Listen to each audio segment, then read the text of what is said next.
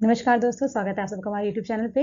आ गए हैं फिर कुछ नए क्वेश्चंस लेके मॉडर्न हिस्ट्री, कुछ इंपॉर्टेंट क्वेश्चंस शुरू करते हैं आज का सेशन। पहले क्वेश्चन के साथ क्वेश्चन है हमारा, हेवन बॉर्न जनरल किसको कहा गया है। ठीक है, तो ये विलियम पिट ने हेवन बॉर्न जनरल कहा है रॉबर्ट क्लाइव को। और ऐसा इनको कहा गया है, इनकी जो एक के बाद एक जो विक्ट्रीज थी इंडिया में, और इन्होंने जिस तरह से बंगाल को ईस्ट इंडिया कंपनी में मिला लिया, और जैसे ईस्ट इंडिया कंपनी को धीरे धीरे क्या करते गए, बढ़ाते गए। ठीक है, और इनको सिर्फ एक मिलिट्री मैन ना कहा के एक एडमिनिस्ट्रेटर कहा गया। तो रॉबर्ट क्लाइव जी को कहा गया है आपका हेवन बॉर्न जनरल। इनकी एक बुक भी है।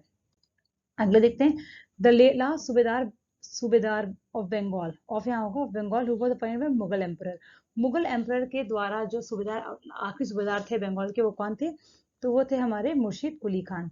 इन्होंने अपना करियर एक दीवान की तरह शुरू किया था, और फिर जाके ये क्या बन गए, ये लास्ट सूबेदार बने, और यही फिर हमारे बंगाल के फर्स्ट नवाब भी बन गए। Which of the following satyagraha was not led by Mahatma Gandhi. इनमें से कौन सत्याग्रह महात्मा गांधी के द्वारा नहीं चलाया गया था? तो क्विट इंडिया महात्मा गांधी था, सिविल डिसोबीडियंस ये भी महात्मा गांधी के द्वारा था, और खेड़ा सत्याग्रह ये भी महात्मा गांधी के द्वारा था। ये जो बारदोली सत्याग्रह है, ये हमारे बेसिकली सरदार वल्लभ भाई पटेल के द्वारा शुरू किया गया था, और बारदोली की महिलाओं ने ही वल्लभ भाई पटेल जी को सरदार की उपाधि दी थी सत्याग्रह के बाद में। देख लेते क्विट इंडिया मूवमेंट हमारा कब, 1942 में। सिविल डिसोबीडियंस हमारा 1930 में, बारदोली सत्याग्रह 1928 में, और खेड़ा सत्याग्रह 1980 में हमारा स्टार्ट हुआ था। आगे बढ़ते हैं, the third battle of Panipat. Panipat की तीसरी लड़ाई किसके बीच में हुई थी? तो पानीपत की लड़ाई थी वो हमारे मराठास के बीच में, और जो आपके अफगान एम्पायर दुरानी किंग जो थे, ठीक है, अहमद शाह अब्दाली के बीच में मारी हुई थी थर्ड बैटल ऑफ पानीपत। और इस बैटल में हमारे जो अफगान के साथ, जो अफगान एम्पायर जो दुरानी किंग है, जो अहमद शाह अब्दाली जी के साथ हमारे शुजाउद्दौला, मुगल्स, रोहिला सब एक साथ थे, और अपोजिशन में हमारे मराठा थे। मराठा के जो हमारे जो लीड कर रहे थे वो थे सदाशिव राव। मराठा में छत्रपति और पेशवा के बाद सबसे ताकतवर थे वो थे हमारे सदाशिव राव, और वो इस टाइम मराठा को लीड कर रहे थे।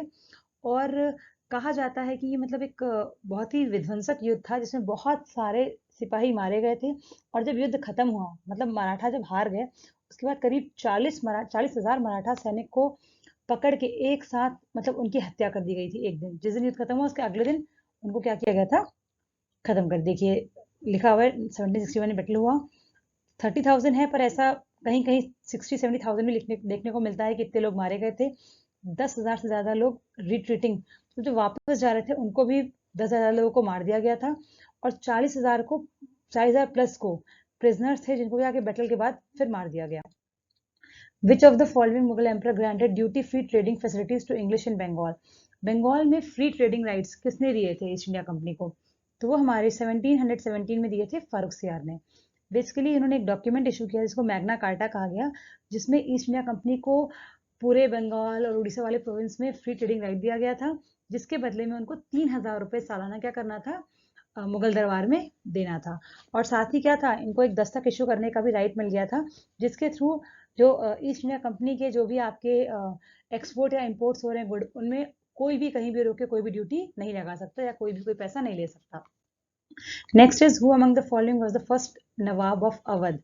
अब अवध के पहले नवाब की बात कर लें तो वो थे शादत अली खान।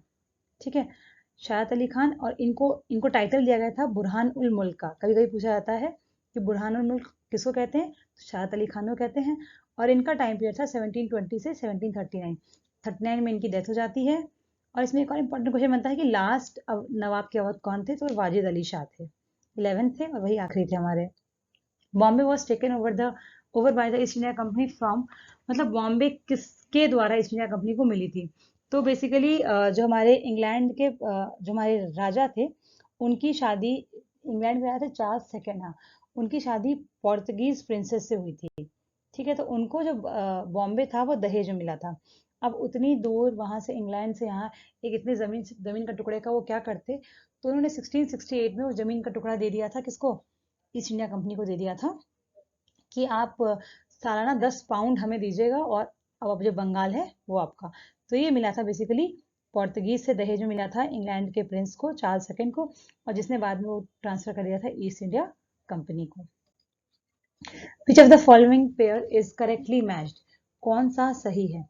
तो बैटल ऑफ बक्सर की बात कर लें तो बैटल ऑफ बक्सर हमारा हुआ था, ये थे ब्रिटिश ऑफिसर क्लाइव ना होके हेक्टर मुनरो थे, और अपोजिशन में हमारे थे मीर कासिम, शुजाउद्दौला थे और शाह आलम द्वितीय।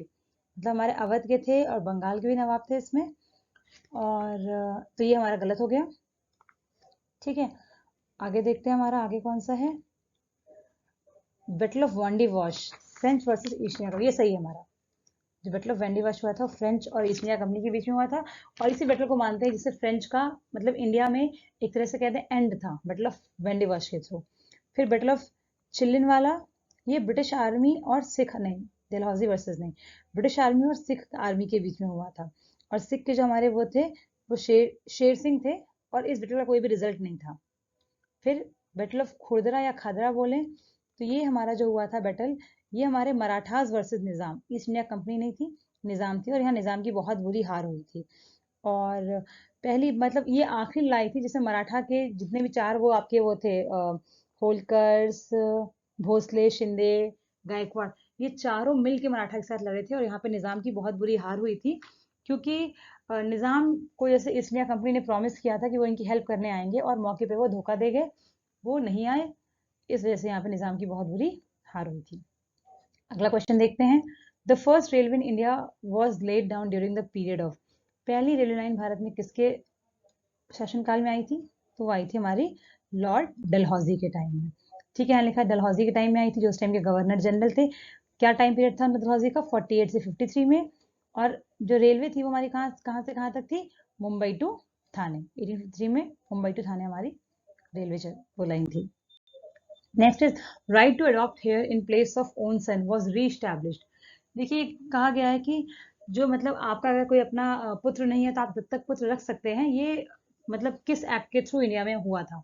तो जब 1857 का युद्ध हुआ था, तो जब बेसिकली जब वहाँ जो क्वीन थी उन्होंने देखा, क्राउन ने देखा कि क्या प्रॉब्लम है, क्यों इतना बड़ा विद्रोह हुआ, तो उसके बहुत सारे रीजन सामने आए। एक तो जो हमारे धर्म में इंटरफेयर करते थे कि सती अबॉलिश करना है, और भी कई सारी चीजें थी।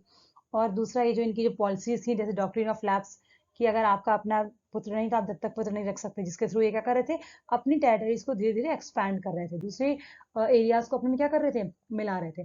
तो जब क्वींस अनाउंसमेंट ऑफ 1858, जब हमारा रिवोल्ट खत्म हो गया, उसके बाद क्वींस अनाउंसमेंट ऑफ 1858, तो इसमें इन्होंने क्या कहा था, उन्होंने कहा था कि अगर जो प्रिंसली स्टेट्स हैं वो चाहें तो वो अपने हेयर क्या कर सकते हैं, अडॉप्ट, अगर उनका अपना कोई बेटा नहीं है तो किसी को भी अपना उत्तराधिकारी बना सकते हैं। ठीक है, आज का सेशन यहीं खत्म करते हैं। आशा करते हैं आपको हमारा वीडियो पसंद आया होगा और जो भी इन्फॉर्मेशन दी गई वो आपके यूज की होंगी। अगर आपको वीडियो पसंद आया तो इसको लाइक करें, शेयर करें और चैनल को सब्सक्राइब करें ताकि आगे जो भी वीडियोस आती हैं उसके आपको इन्फॉर्मेशन मिल सके। और मिलते हैं अगले वीडियो के साथ। तब तक के लिए take care, good night, thank you.